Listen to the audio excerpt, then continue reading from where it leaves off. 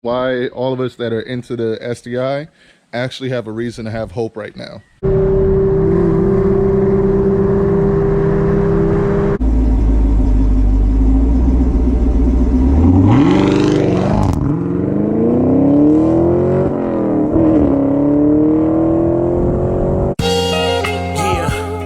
There's love, there's hate, lies and games, faith.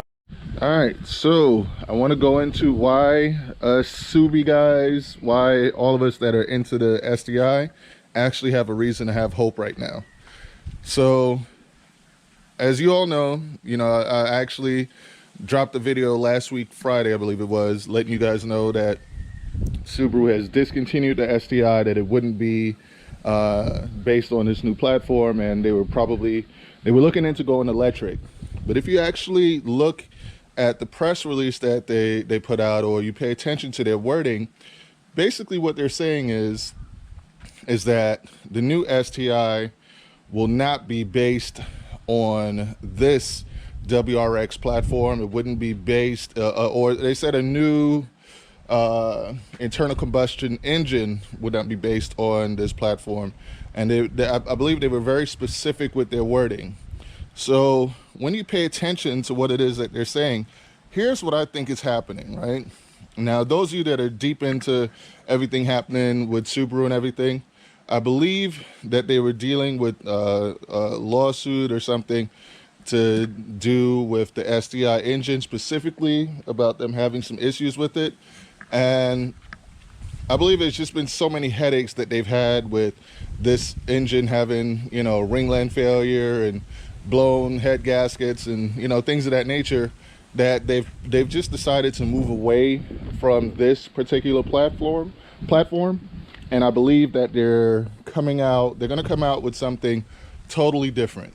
What that is, I don't know, but I do know that Subaru has a partnership with Toyota has a partnership with Mazda, and I believe that, through their combined partnerships, Subaru may come out with a totally different engine. It might not even be a boxer motor. So they may, I know Mazda is developing a new, well, actually it's already developed, it's done. They have a straight six that they're going to be putting in their SUVs and potentially one of their upcoming sport cars. I know Lexus is going to use it in their vehicles, and Toyota may use it as well. Who's to say that Subaru wouldn't partner with Mazda and use their straight six and bring out a whole new sports car and call that a STI? Now, is it still a STI if it's not a boxer motor? That's to be debated, or they may go ahead and actually build a new boxer motor that they know without a shadow of a doubt could withstand everything enthusiasts are going to throw at it. Because that's what, us Subi guys do. Like, we get these cars, we put power, we throw power at it, and we drive them like crazy. And then, for people that don't do things the right way, or to use cheap parts, whatever, they blow up. And I believe Subaru's probably gotten tired of that. So I think it's too early to jump the gun and think that these cars are done.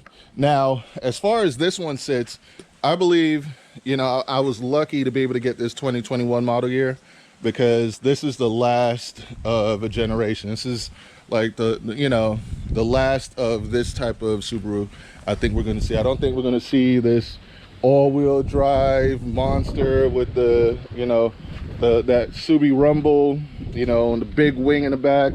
Like, I think this is to me personally, this is the best STI Subaru has made. It would have been nice if they would have made it with did a hatchback version as well, but as far as everything that makes it an STI, I believe this is like the best one. Like, from the interior to the way it drives, the way it handles, the power delivery, everything. I think this is like the best STI yet. And as far as with me, it's been super reliable and fun to drive, rewarding to drive. Now, that being said, I do believe a new STI is coming, and it'll probably get here by 2024, I believe. I believe it's going to be different than what all of us are expecting. I don't believe that Subaru is going to go make it an electric, an EV right away. I believe that's probably like 2028, somewhere down the line there. You know, pending we're all still here, you know. But if, you know, and then also too, we also have to consider like the implications of what's happening over in Europe right now. I do believe, you know, now you like I told you guys in that last episode, I guess you could call me Mr. Kess. I believe that what's happening in Russia is really just a symptom of what's happening with China basically about to overtake the US as a global superpower.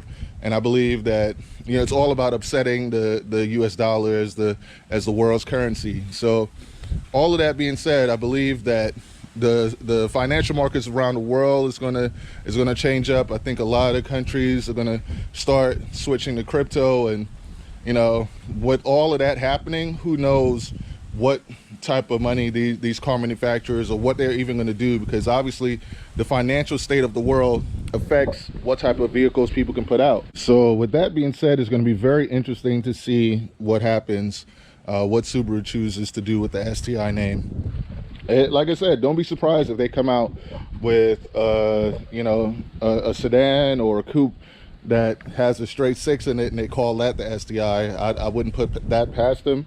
I do believe that this recipe though of, you know, the EJ motor or the, you know, just the boxer motor and this setup with the big wing, I do believe that that's done. So if you wanted to get something like this, then you're probably, I don't think you could get them new anymore. I think there's probably only like one new one left in the US, 2021 model year. So you're probably gonna have to get them used. Now, that being said, I think what's going to happen, everybody's betting heavy on this whole EV thing, and I think that isn't going to work out the way people think as well, because even people like Steve Wozniak has gone on to say that that's not going to fix, if you're trying to fix the environment and all of that, that's not going to do it. The only real way to fix our environment is to take our technology back like 100 years or more. Like we would have to live very, very simply. Because even if everything was all electric, all, you know, all of our energy was electric, that puts out, you know, pollution as well, you know, and people don't realize it, that there's pollution from ACs, there's pollution from, you know, generators, there's pollution from everything electric produces some form of waste that it's something that we're gonna have to learn to you know, to deal with. So I don't believe we can like lower our carbon footprint by going fully electric. Plus, our electric grid, I don't think could handle that level of strain on it.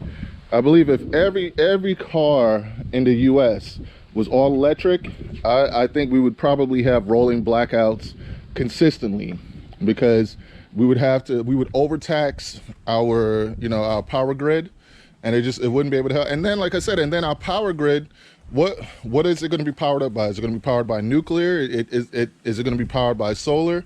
We haven't reached that level of tech and ability yet. So I believe that EV future is far off, and I believe by the time the EVs, we get to a point where we can sustainably like keep our carbon footprint really low, I think by that time we won't have to worry about cars like these, because cars will be flying. That'll be just a normal thing. So I do believe in the near future we're going to have alternate fuel sources that will be cleaner. I still don't know why, you know, people haven't embraced ethanol, and I guess it's because it kind of upsets, you know, the hierarchy of how people make their money. So they keep, you know, buying oil from the places that they do. But that being said, I do believe that don't be disheartened if you're like a car person. Don't feel too bad that, you know, they're trying to move the way that we're moving, because I do believe in just a few years the world is going to change around again, and you're going to see companies like Mazda, companies like Toyota, companies like Nissan, they're going to be bringing out some really fun cars. I look forward to seeing the new Corolla, GR Corolla. That's going to be a fun car. I do believe eventually Volkswagen would start, like they'll probably upgrade the Golf R and have a faster version of that, and I think eventually Chevrolet will also see the light and bring out like I think they're probably going to bring back a Z28 at some point, and it will be gasoline powered. I do feel like the whole EV thing is a bit like before its time, and it's not ready yet, and we're not ready as a people to just be driving in boring cars unless, or silent cars unless they're flying. So you guys comment below, let me know what you think, and yeah, let me know if you think I've called out another thing, because I do believe that the world is going to change significantly by 2024. Remember this year, and it has nothing to do with the election or anything, but in 2024 there's going to be massive changes to the world. Like the way how we're used to things being, I do believe it's not going to be like that anymore. I believe there's going to be a difference in in power structure of the world, and I do believe our ideology is going to change as well. The ideology that we grew up believing in and living and thinking in, I do believe those things are going to change. And when we change as a people, our vehicles and cars and lifestyle, everything's going to change along with it. So look out for 2024. That's when the real massive changes are going to start. But I do believe that we're going to start enjoying our cars again, and manufacturers are going to start producing fun cars that we can all enjoy. So that's all I got to say for this one. Race Car Friends out.